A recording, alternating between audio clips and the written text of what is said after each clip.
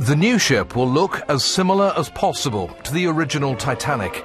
The grand rooms and even the swimming pool will match standards of 101 years ago.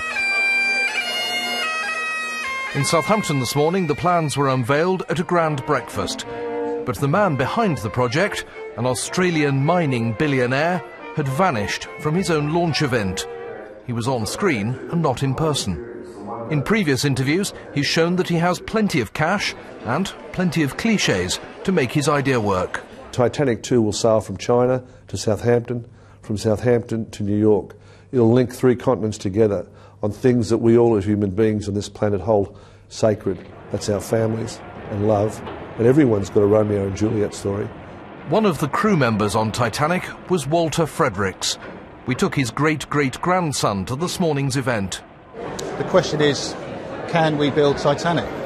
And the answer is yes, they can. But for me, the question is, should we build Titanic? And I think morally and respectfully, no.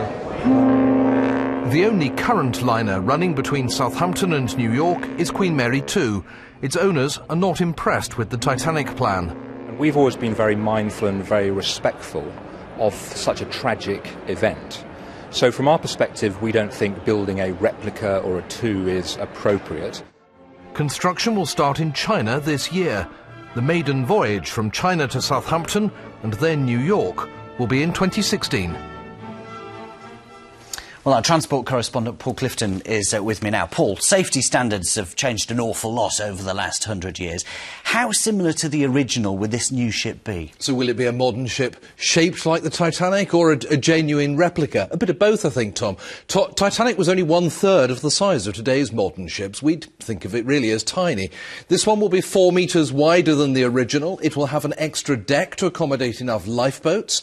It won't be built with rivets. It won't be powered by coal, so it doesn't actually need all those funnels.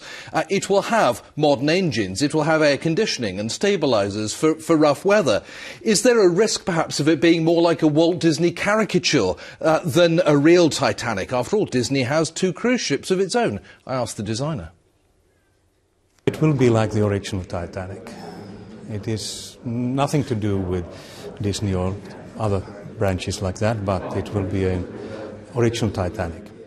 All very interesting, Paul, but is this actually going to happen? Yes, I think so. Funding from an Australian billionaire who has more money than a monopoly board and a state-owned Chinese shipyard that has never before built a passenger ship for Westerners, but which has built lots of cargo ships.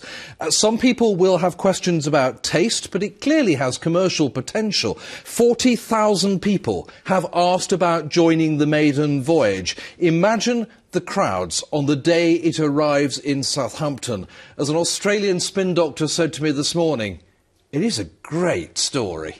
Indeed it is, Paul. We shall follow this one with interest, no doubt.